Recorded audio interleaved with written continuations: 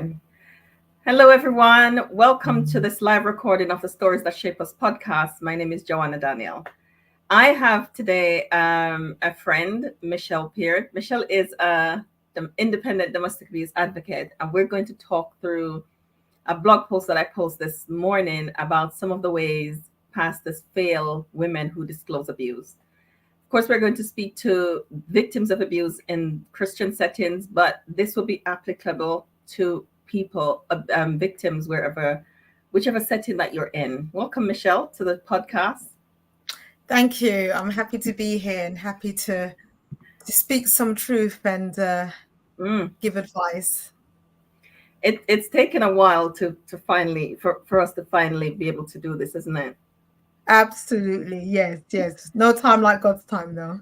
No, its timing is perfect. Absolutely. Is perfect. Yeah.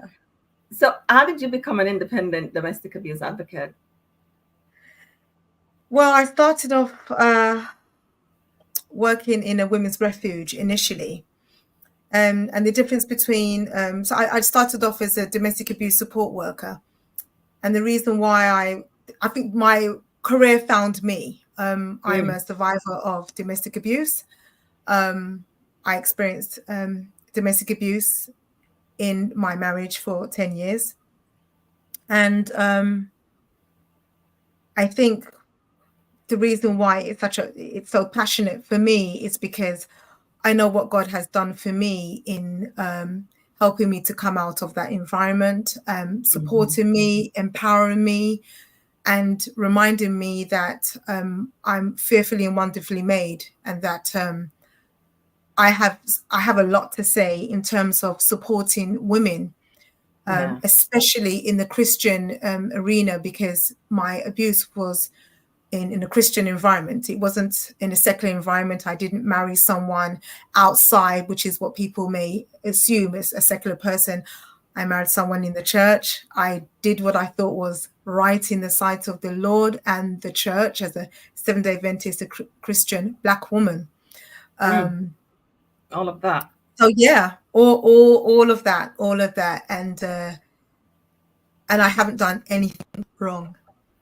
And all of that is significant, isn't it? All of that is significant. Absolutely. And it so happens that October is also Black History Month in the UK. And the post I made today about a woman turning up to the police station, but because the bruises don't show, that she's not listening to how she feels invisible to authorities who don't hear her story or can't hear her story because of who she is, and how difficult that is. So I think it's so necessary for the church to hear these stories and for us to have this conversation about this topic. My heart on this and how much I go on.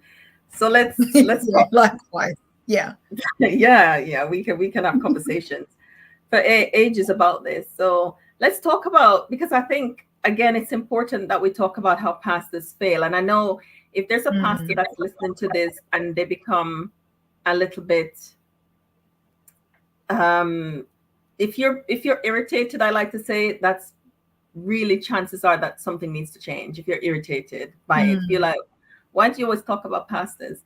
Because it's a leadership, because that's where people go for support. More Christian women will call the pastor, they'll call the elders for the church, and so they really need to know. And I hear too many stories of failure. And I think that it's failure because of lack of education. I think education can fix the failure for the women who are sent home to be better. Yeah.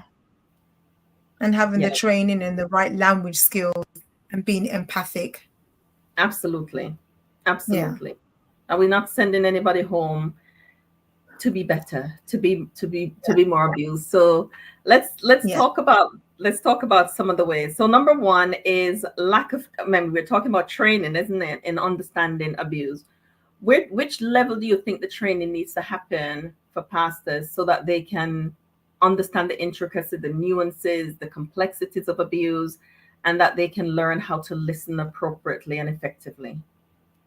Yeah, I think everyone in a position in church, especially leadership position, could do with just doing some basic counseling, knowing Mm. how to be empathic, learning interpersonal skills. We assume as a pastor, being a pastor or someone in leadership, that you have people skills, but that's something that has to be either cultivated or you'll need training for, because not everybody knows just how to speak and have, good language skills to articulate Yeah. without being insulting. So basic counseling skills, and also just training in domestic abuse. And if I may Mm. say, domestic abuse is a crime. Mm. Say it Say again. that It's a emphatically. criminal offense. It's a crime. It's a crime. And if we were to go to the pastor and say that we were robbed, or someone was murdered, or or there was a fraudulent, they would act very much differently. Yeah. So the stigma around abuse needs to change. It needs to be deemed as what it is. It is a legal crime that you can go to prison for. Yeah. And so from that perspective, pastors need to realize and acknowledge and validate the individual that goes to them and discloses, because that Mm. individual has gone through so much trauma, so much pain, so much insults, humiliation, isolation. So when it gets to the point where we disclose to a pastor, they need to know from the get-go that we are disclosing a crime, and it Yeah. should be addressed as such. According to the domestic law 21, the law at 2021, children who witness domestic abuse are also victims of domestic abuse. So I Yeah. say again, pastors, people in leadership, when someone comes to you and discloses abuse, sexual abuse, financial abuse, coercive abuse, psychological abuse, don't take it for granted. You're dealing with Mm. somebody's life, and it's life threatening, and it's murder. It's murder because they're gradually dying. And Yes. I work in high risk cases now. So that means that I work with the highest risk. I'm talking of strangulation, I'm talking drowning, I'm talking honor based violence, which I'd like to talk about because that honor based violence is in the Christian church. Hey. Mm. Mm. But so yeah, it's knowing, understanding that the words that I'm using are valid, they're real, and it needs to be taken seriously as any other crime. Yeah. As you were talking, I wonder, think, oh, they're already afraid. I wonder if hearing that a crime is committed, that they'll be even more afraid. Like, don't tell me, I don't want to know. Call this number. Don't tell me, because I don't want to be responsible. I don't want to have Mm, to do the hard work of reporting it, of following you to the police yeah, station, of supporting you while you go down the legal route. I just want to keep things neat. I want things to look tidy.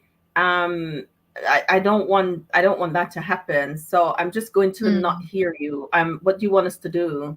There's so many people that are suffering because nothing was done, because it wasn't yeah, taken seriously, and the arrogance of the perpetrators that will sit there in the congregation moving on to their next victim, yeah, while three pastors gone, and a new board, and new people in leadership, and still somebody suffering, and mm, we all sit there, watch them move on to the next victim, because that's what it is. yeah. What Unfortunately.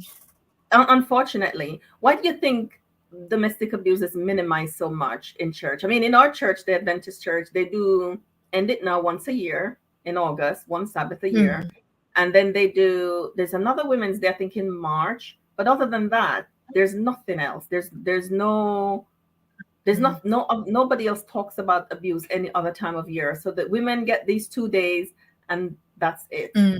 Why do you think it's minimized? Oh wow. Several reasons. I think the role of the woman, of the role, when I think of the role of a woman from a Christian standpoint, I often hear Proverbs 31.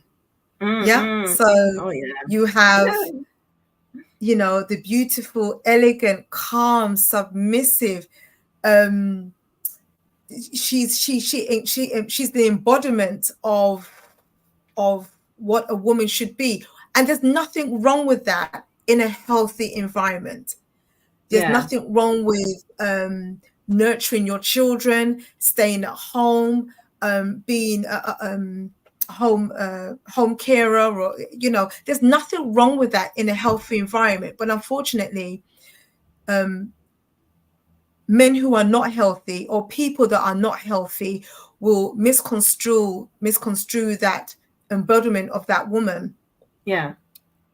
Because of that, it's minimized. It's almost like it's a form of control. It's, you should be like this because the Bible says you should be like this. And so the word of God is weaponized, unfortunately. Yeah. And it's taken out of context. And so for that reason, women don't come forward. One, because they think they can't meet the goal of the Proverbs 31 woman.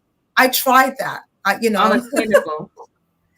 It really is unattainable. And I realized that the God who loves me and knows me doesn't expect if he's not expecting any more than I can do, and he's Mm, God, mm, Almighty God. mm, Why is a man expecting me to do more than God wants mm, me to do? mm, You mm, know? mm. And so I also think that the point that you made earlier around why, when we disclose, and the elder, or the person in sorry, my mind's just gone blank. In The leadership, the person person in leadership. leadership, Yeah. I think they minimize it as well because they're scared. Yeah. Yeah. Yeah. Abuse is still very much a taboo subject. It's Indeed. something that works in secrets. Nobody's supposed to know about it. And then the other thing that I realize is, well, people don't want to compare themselves to what the world is doing. Mm, These things mm, happen in the world. mm. You go to social services in the world. In the church, you go to pastor, you go to the head deaconess. You don't go to social services. You don't go to court. You don't want to bring the church into disrepute. Yeah. Remember your Sort marriage it out vows. among your brother. Right, sort them out among your brothers. But as I said before, if you kick a dog, it's a crime. Indeed. So at the end of the day, why minimize what we go through because you're scared of how the church is going to be perceived? Well, what if I commit suicide Mm. because nobody helped me and I felt that helpless? Then what? Then Then are we you're still going to... then you're weak. You weren't strong enough. Yeah, yeah, You weren't yeah. strong enough. There's So, still, yeah. I was I gonna say, there think still this wouldn't be platform... responsibility. Yeah, yeah. It's a cop out. Yeah, it is, isn't So it? yeah, this platform is so vital. It's imperative because it allows people to speak their truth, Yeah. and we give, there's autonomy here. We give a voice to the individuals who know there's something wrong but don't know where to go in the Yeah. church. In the church. Another Yeah.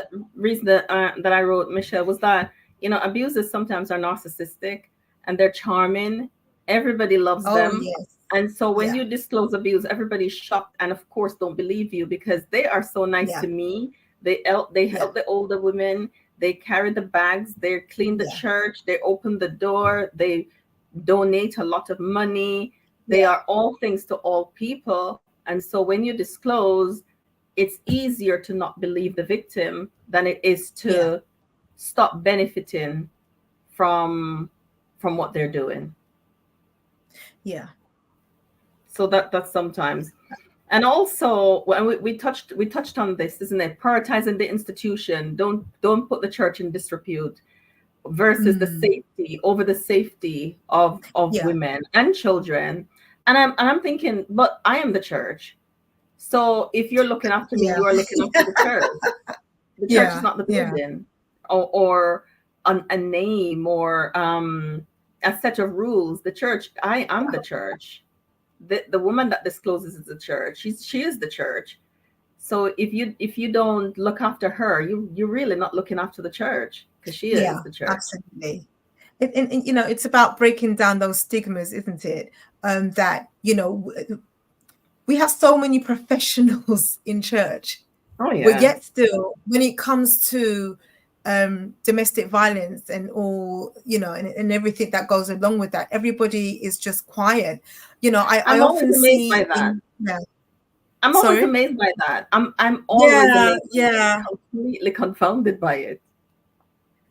You know, I've when I've been to other churches, in other denominations, I've seen posters in the toilets about domestic violence. You see posters about, you know, venereal diseases and STDs and all other things that such of that nature, to support and give advice.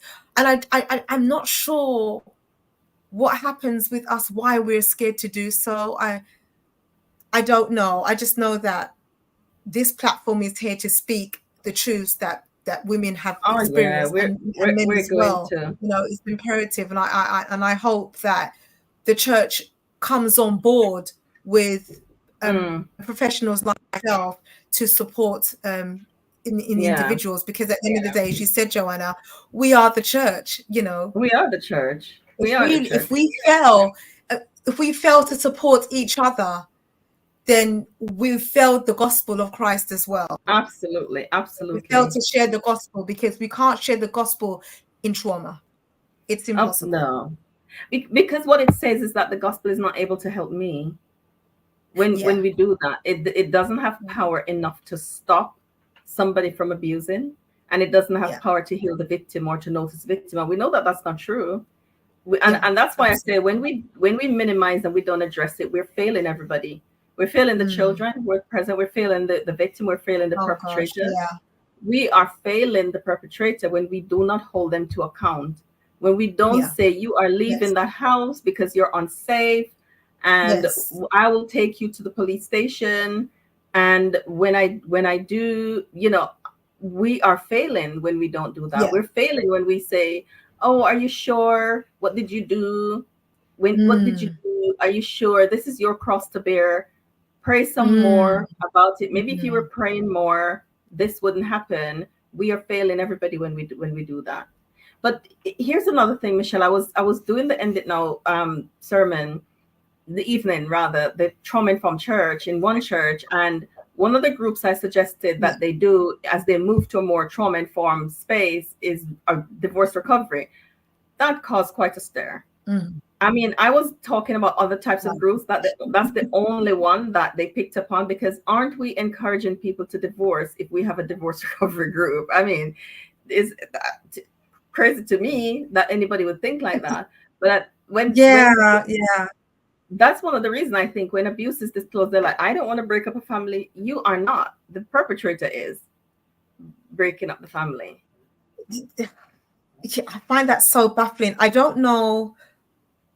I still don't understand the fear. There's a form of, no, it's not even fear mongering. I think it's just gross ignorance when it comes to the issue of divorce. You know, as Mm, if divorce is the worst thing that can happen. You know, I yeah. thought the unpardonable sin is the worst thing that can happen. You know, Right. not not divorce. Not And divorce. you know, when it comes to, I guess maybe it might be a cultural thing, stemming from not understanding trauma informed language, not understanding emotions and how we use emotions. Yeah. You know, there's that. I think maybe younger people are more Yeah. aware of trauma informed language and how to communicate that when they've experienced something that's wrong in their childhood or in their life, as Mm, opposed to mm. maybe someone from the Windrush area, or you know, our parents era. I'm talking from the Yeah. 60s, you know, and Yeah. beforehand. Yeah. So cultural differences, unfortunately, gross ignorance, but there's this stigma around divorce it's hurting people. Oh yes. It's isolating people. And so because of that, we don't get a chance to speak, and we hide, and God is not pleased. God hurts when we hurt, yeah? So we can't hide under the things that are already happening. We have to bring it to surface and learn how to manage that in the church. And it starts with accepting that I'm scared of divorce. I'm scared of when I hear people say it. I don't want it to happen to me. Divorce is not the plague. Sometimes divorce saves lives. Oh you yeah. know Oh and yeah. Say that when you get again. married, Absolutely. yes, divorce saves lives. Divorce saved my life. If I did not take my children and seek support, ladies and gentlemen, I would not be here. That's the That's truth. the That truth means of the matter. And I'm saying that as a Black Seventh-day Adventist woman.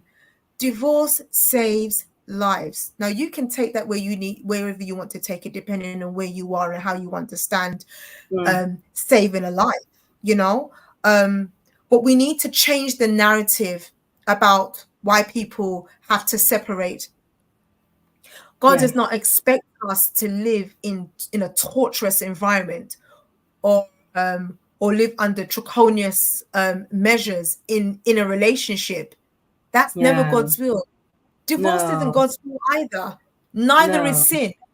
Neither is abuse. No, it's not. Neither is abuse. And so we need to Yeah. start changing the way we think about when someone is divorced, when someone tells you, I'm going for a separation. Don't spiritualize it by saying, pray, because I'm going to say this. I know this is a quite strong term, but God doesn't force anyone. He's not a rapist. God doesn't force anybody. So if you're telling someone to pray to change someone's mind, that's up to that individual to make that choice. But don't ostracize them because they've decided to separate or divorce. That's when they need the love. That's when they need the connection. That's when they need you to empower them. Stop isolating people that are divorced. Stop. Yeah. Yeah. Yeah. Stop glamorizing marriage and Yeah. make it and Yes, and sacrifice. romanticizing this marriage is perfect. And Absolutely. And Sacrificing sometimes when you people. see, you'll see the wife on one side, there's a chair in the middle with the bags on it, and the husband on the other side, and then the children on the other side. And I'm like, you know what? Yeah. Yeah. What were the Right. messages that you got? What were the messages that you got around submission that was harmful? Oh, before I divorced and and we separated, I'll never forget a lovely sister, a dear sister who felt, I'm sure she felt that she was helping me. She told me a story about her sister who was had ongoing domestic violence, physical, financial, coercive. And she said she stayed in that relationship for 25 years. She was beaten, she was humiliated, she was insulted, and she constantly prayed. And after 25 years, he changed. Oh. And I just stayed quiet. So So that was your roadmap. Pray some more. Yeah, that was my roadmap. That if you persevere in prayer, you will be an overcomer, and he will come back to you. So what do I say to my clients who some of them don't make it. Some of them do actually die in the abusive relationship. That's the reality. And some of them are Christians. So do I tell them persevere? I was told do everything but divorce. Do everything you can, but don't. Yeah, and was anybody talking to him about change and what he needed to do? No. I wasn't believed. people didn't believe me because my ex-husband is an attractive man. He's very charming, and he had a high position in church. So when I tried to speak to the pastor, I heard, "Are you sure you're going through this? Are you sure it's abuse? Why don't you seek marriage guidance counseling? Why don't you do this? Why don't you do that?" And I said, "But he's in a position of authority. Surely, excuse me. Surely we need to have a conversation, if not together, then at least by myself. You've had the conversation with me. Are you going to have the same conversation with him?" And I was constantly told, and this was then, we lived in a different country at the time, a very patriarchal country. And so that didn't help either. But no, nothing was said to my ex-husband. Nothing was said. It was solely on me. I'm tired. Because I have 4 children, I'm tired. I'm not thinking straight. I think I was told I was paranoid. They said all of those things to you. Yeah. So when we write, and when I write and say things that pastors say, and people think, is that real? It is real. Real. I'm telling stories, and no, not one person's story, but these are real things that real pastors say and leaders say to real women who are in real danger. These are real things that they say. Yeah. And I think danger is the operative word. Yeah. Danger, absolutely. And I think it's really important for my friends who are watching this, who are in leadership, that they understand that if you have ever said that to a woman, like, "Are you sure?" Yeah. Go apologize. It might be necessary to really apologize for that. And if you're in leadership or you're just starting out, don't ask a woman who discloses if she's sure. She's sure. She's an adult. She probably holds down responsible positions at work. She's running a home. She's looking after her children. She knows. She's sure that it is abuse. And that's why I teach the cycle of abuse, because if you are not sure, they're telling you a story. If you are not sure, then when you know the cycle of abuse, you can hear it. There's a link below this video that has the link for the cycle of abuse that I've designed. It's a free audio and a workbook.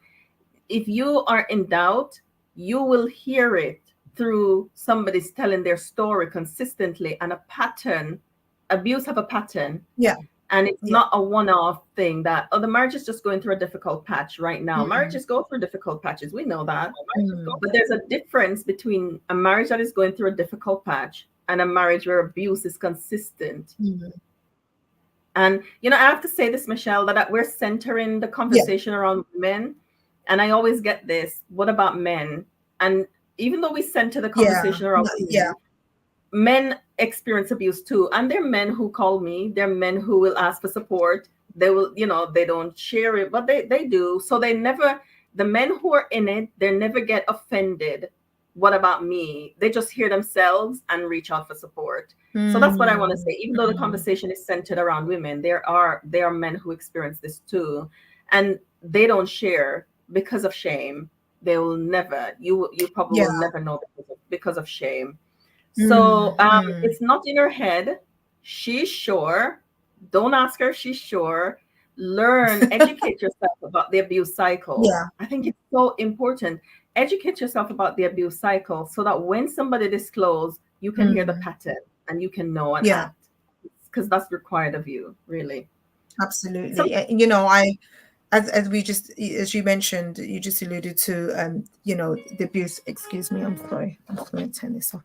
The abuse that I don't work with perpetrators, male perpetrators. But in the arena that I work in, you know, there is a lot of support for men who have experienced domestic violence as well, in Yeah. all its capacity. There's no Yeah. difference in terms of the coercive abuse, the narcissism, the gaslighting. I think maybe for men, because it's not expected for a man to have to, they use the word tolerate, you know, because a man is natural, and how can you let a woman treat you that way? But it is equally as equally traumatizing. It's Yeah. debilitating, and especially for children who have to experience that are our sons, you Oh know. yeah. Yeah. What are we saying when we see women weaponizing their children against their fathers, which we can tend to do? You know, it's wrong. It really is wrong. And so yeah, I just want to acknowledge that I do understand that the trauma Yeah. that we experience, men experience it just the way that women do, and the outcome, Yeah. um, I the thought effects I'd of add that way because yeah, I get that question all, you know, frequently. But as I said, the men yeah, who experience it, they will reach out for support. They know that that's yeah, me. for I can sure. hear Yeah, myself. I can hear my pain. They reach yes, out for support, and off they go. They don't need to battle us on social media, yeah, because they just hear themselves, and yeah. get support. So I think that's why I love this platform again. Yeah, you know, it's safe places, safe spaces. We need to start having always, that dialogue. Yeah, always.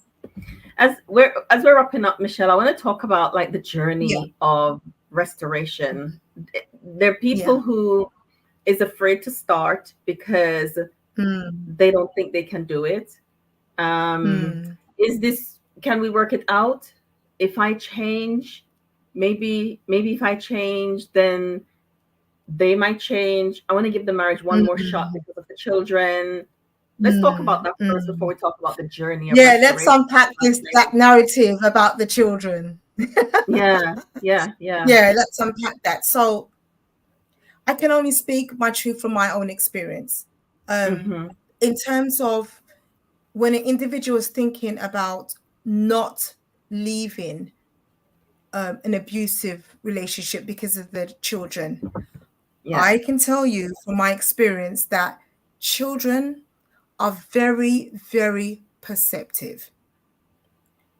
They know when something is wrong. They know when their parents are unhappy, and they may not tell you. As young as 3, they know there's something wrong. And if you normalize the abuse, that becomes their normal. So unfortunately, when they get older, and if they haven't seen anything different, the abuse will continue to perpetuate. They will carry out, because why would they know any different? If you, so please, I would say, think again in terms of whether you think you should stay for the children. That's something you should pray about, because Mm, children mm. are not silly. A children's mindsets are very sensitive to when something is wrong. And the danger about that is that they don't often know how to express it. Yeah. And then it will become their norm. And you wonder why children are lashing out at school, why they may, some of them may go on to have mental health disorders. They might become bulimic, you know, try and control their own environment, stop eating, start taking drugs, start cursing, start smoking, whatever the side effect is. It's the cause is because there's been trauma in the family and it was never ever addressed. So please do not, and if you ever hear anything else I say today, do not take it for granted that your children do not know that you are going through abuse. Oh yeah. Don't make that. Oh yeah. They do know. And They thank you for sharing. understand. Yeah, thank you for saying that because people are in so much, it's a turmoil, it's a storm. It's like I have to admit Yes. that this has happened. I have to admit that this is going on. Yes. What do I do? Let's talk about the what do I do, because a lot of women Yeah. um don't know what their next Yeah. steps should be, where they should go, where they can get support. Are they going to make it? Will I be able to Yeah. afford to live? Those are genuine Mm. concerns Yeah. I that mean, people. yeah. Yeah. When I had to leave my the abuse that I was under, I remember contacting the domestic abuse hotline. So you have an international domestic abuse hotline. Depending on where you are and what's going on in your scenario, there are several options you can use. There's many contact numbers, and I can put them in the chat, that you can call. Yeah, You can call a women's refuge. Do even if something happens with the police as well, if you need to call the police, there are statutory agencies that work alongside the police that you can ask for. You can ask to speak for somebody like myself, an independent domestic abuse advisor. You can ask for that at a police station. IDVAs work everywhere. They work in the hospitals, they work in the courts, they work in the Citizen Advice Bureau. They work in all social places where you can receive support. So in terms of getting advice, I would say call those numbers, call you can even call the Samaritans. We all have the same advice to share with you if it's just someone that you need to talk to. So that's from that perspective. If you yeah, are in danger, if you're in danger, you need to call the police to safeguard yourself, safeguard your children. They will get you in touch with the hotlines as well, the domestic abuse hotline, the refuge. In my circumstance, I had to leave immediately because my life was in danger. So my children and I, we went to an emergency bed and breakfast. And now I'm talking about life-threatening circumstances. And I'm not, and it doesn't have to be as in, someone has hurt you physically. I'm talking about coercive abuse to the point where mentally, if yeah. you don't leave, you will suffer. Mm. You will suffer.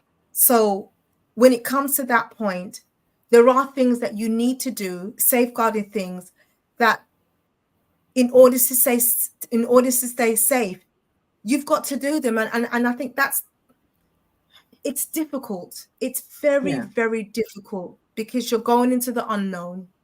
Mm. But in that scenario, you can get support with benefits. There are even banks that have that can, I know Lloyd's Bank and Nationwide Bank. If your money is tied up in the marriage and whatnot, and you're fleeing domestic abuse, they have code words in certain banks. If you say those words, I can't remember what they are, but I'll put them in the chat later. You can say certain words in banks and they will know exactly what's happening, and they can take your money out of your account to give you to flee if that's what you need to do. There are also benefits emergency benefits that you can receive in Mm-hmm. order to get that income so that you can run to a place of safety. A place of safety may look like a women's refuge. It may look like a dispersed property, which is similar to refuge, but it's a house by itself, maybe not sharing with other people. But I'm talking about safeguarding. I'm talking Yeah. about keeping yourself and your children safe, or even just yourself safe. And so if you ever get to that point, you don't second guess it because you're in danger. These are things that you Yeah. need to do to keep yourself safe. That's what safeguarding is about.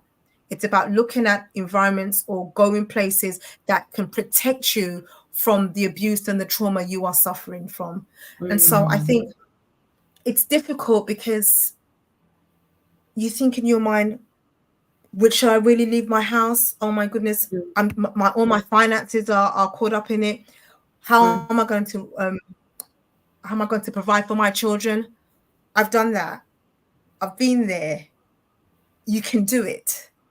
The You can support do is it. there for you. You Yeah. know, um, once you express once you acknowledge that you have to go, then start making those calls and you will get support. There's a program called the Freedom Program. The Freedom Program Mm. is an organization that works with individuals fleeing domestic abuse. They will support you step by step. They will help you with your finances. They will help you with accommodation. They will help you with counseling. The resources are out there, but it's just Yeah. about being strong enough to not maybe strong enough isn't the right word. It's Supported. so To yeah, trust somebody to support you to through trust. Yes, the that's what, yeah, unknown, as you it's said. yeah, It's yeah. uncharted It is an territory. unknown, and you are It's starting unknown. again, but it's That's not for sure. impossible. You know, Yeah. it's not impossible to start again. Mary Yeah. Magdalene started again when God forgave Yeah. her of her sins. She was naked, Yeah. exposed to the world, you know, and God gave her grace, and He will give us grace too. He- So and if he when can I do say it for her, to yeah, when I say to a woman that I've always seen God being so involved in this yeah, process. When somebody have to yes, make that oh step to yes, oh safeguard themselves, yes, He is so yes, present. You know, the Bible said He's a present help in time of need, yes, and I see yes, Him he so is. present for so many women over the years Yes, that I know He'll be present for you too. That it's not yes, His desire that you get put in the kind of harm that you're in right yeah, now, and the mm, children, that mm, He is a present help in time of need. yes, I wanted to ask Michelle about those first few days, because mm, sometimes in those first few days, weeks, people give up and go back, mm. because the struggle of, oh no, look where we are. I feel sorry for the children. They're asking for daddy. How did you get through those first few weeks Mm. and not and your heart didn't pull you back? Yeah. So this is the way I guess I would explain it.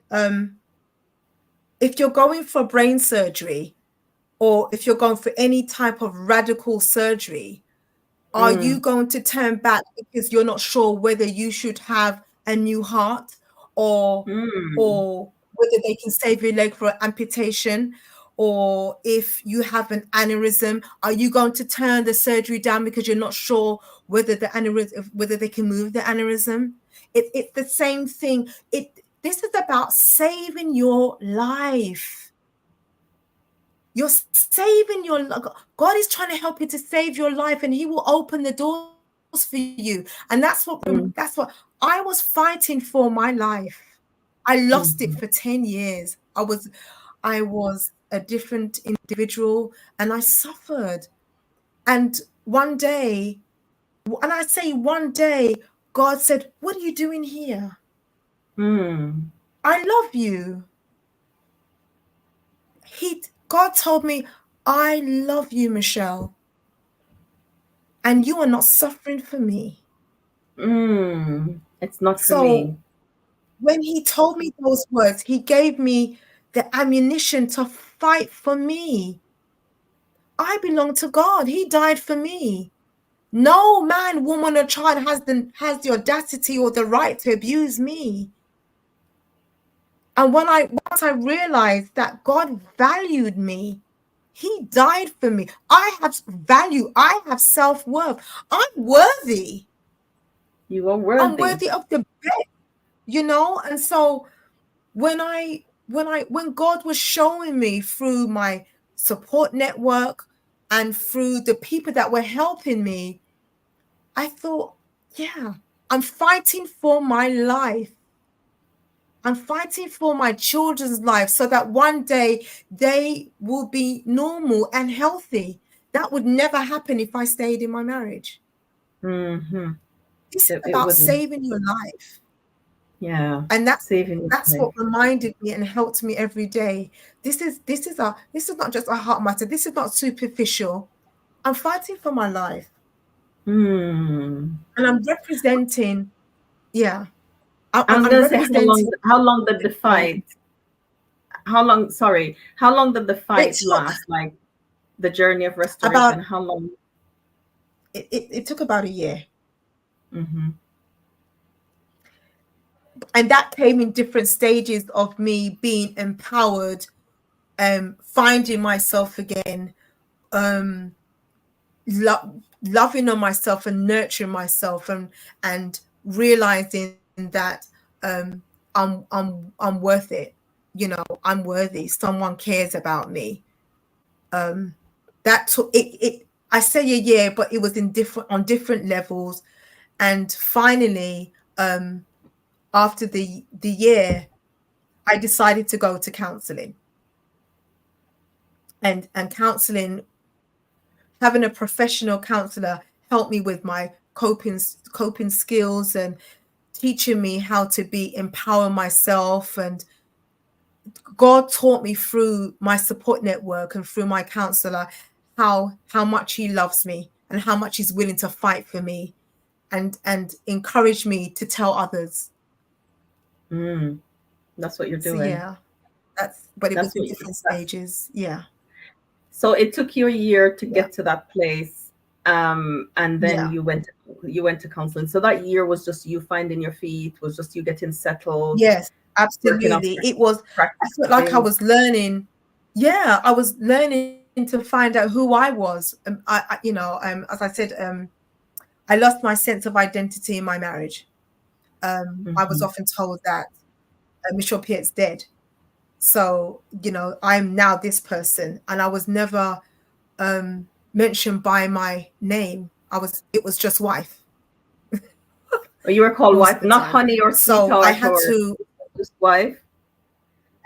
in the beginning, it was sweetheart, then it was wife. Wife. Yeah. So, and that speaks volumes to, am I not Michelle? Mm, Do I not have mm, any hobbies or interests or value? Um, mm-hmm, I had to redeem that again. I had to learn mm, what I liked, what I liked to wear, what I'd like to eat, how I did my hair, everything. I had to how to use money again, because I wasn't allowed to have money. So I had to learn how to pay my bills again. And because in my marriage there were other people involved, apart from the perpetrator, there were other family members involved. And so it was a real learning curve for me. And so I say, in the different stages of my growth, which is why it took up to a year. But I recall constantly surrounding myself with people that I could trust, and people that were safe, and people that had yeah. my best interest at heart, mine and my children's best interest at heart. You cannot do this alone. No, I'm glad If you you say try to that. do it Don't alone, try it. I, Don't try it. you cannot do this alone. You need a safety network. And I tell my clients at work, who do you trust? Who can help you? You know, build on that network of support. Help them to uplift you and hold you and sustain you and provide the nurturing that's needed. That's what got me through. Support. And this is why it's my passion, because I know, if you make it through the other end, I don't, I could never say I wouldn't have to go through the experience to be where I am now, but I value the experience so that I can help others, because I'm speaking of a Yeah. place of experience. I'm not speaking from a textbook. I'm Yeah. speaking from a place that understands. I Your lived wear the shoes. from your lived experience. And you said if, and I Yeah. say when you make it to this other side, when you make it to the Yeah. other side, because you will, if you get support and Yes, you allow will. yourself to be Yes. supported, you will make it to the Yeah. other side. But as we're talking about ways pastors fail and the church fail, you said some things just now that I'm thinking it is so basic. You said I learned Mm. what I like to do, I learned my hobbies, I learned what I like to eat, I learned how I like my Yeah. hair. That means there was so much taken away from you. You were in a marriage Yes. where you had to this you were not there really. Michelle wasn't there No, because you no. didn't know what you like And to that's eat. what, yeah, Yeah, yeah. carry on, And Michelle. that's what I think that, you know, the concept, understanding domestic abuse is imperative. You know, it's not about I can, you know, taking control over somebody else. It's a lot more than that. Mm. My identity for myself was complete. It was annihilated, Mm. annihilated. And you can, how do you serve God when you don't even know who you are? When you That's are it. under the, you know, domestic abuse is about usurping control over individual rights. Your human right to be you is removed. And that is one of the most amazing tactics that Satan has used to Yeah. break down the family, Mm-hmm. you know, to Mm. break down the family Mm. unit, domestic abuse, and especially he's doing very well in the church, unfortunately, because we do Oh, not he's see it for what, thriving. He is you know, thriving at yeah, church.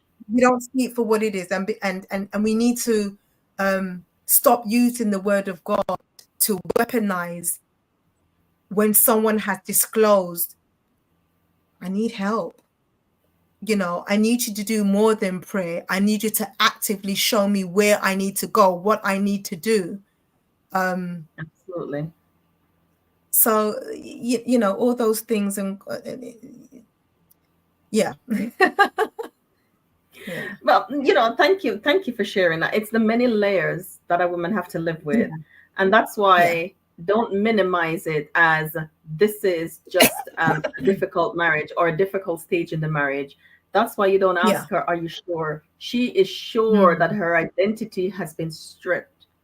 She's very mm, sure that she can't choose how she wears her hair or what she eats mm, or what she mhm. wears or how she plays with her children or if she plays with her children. She's very sure about those things. Yeah. And it's not just Yeah. because he's tired and did it one day on a Tuesday. It's been Mm, going on 10 years. Michelle said she lived in her marriage for 10, and some yeah. women 20 years, more, Yes. longer, Yes. you know Yeah. Yeah. longer. So it's imperative that we know that, and so that we can take the steps to make women safe. And I always say, as Michelle is doing advocacy from her lived experience, it's not my lived experience.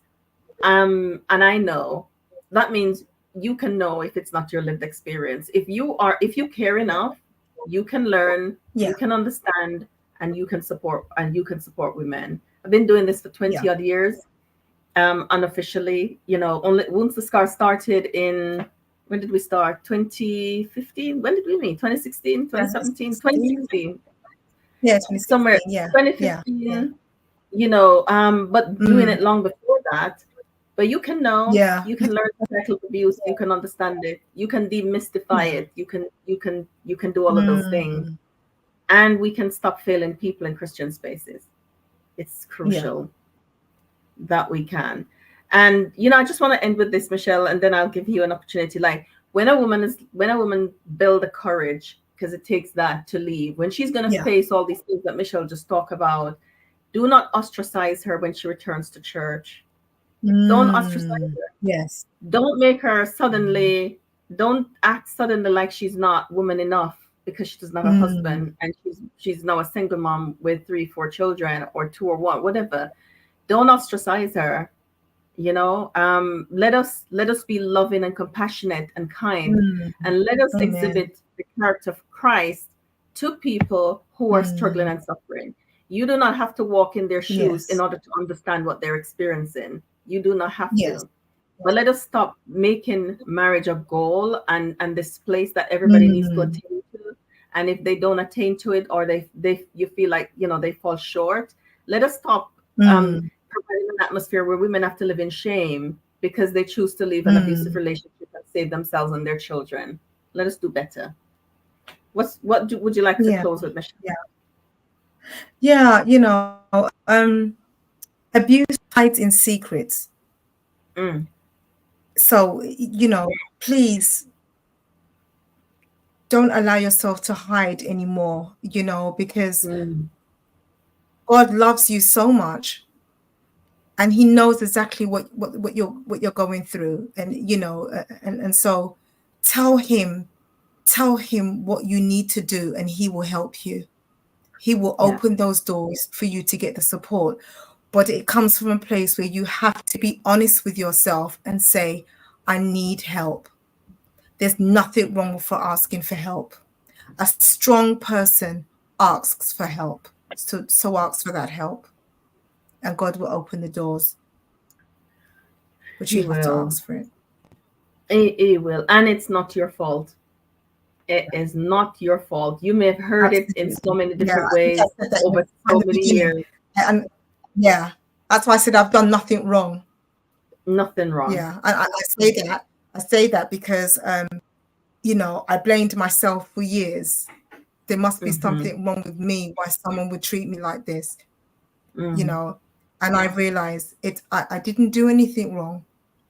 You haven't done anything wrong. So ask for the help and you will get it. You know, God will Yeah. open those doors for you as He did for me. Yes, he will. Thank you so much, Yeah. Michelle, for we finally had this conversation. And thank you for those who joined Yes. this this live recording of the Stories That Shape Us podcast. We'll see you on the next story. Take care. Okay. Bye-bye.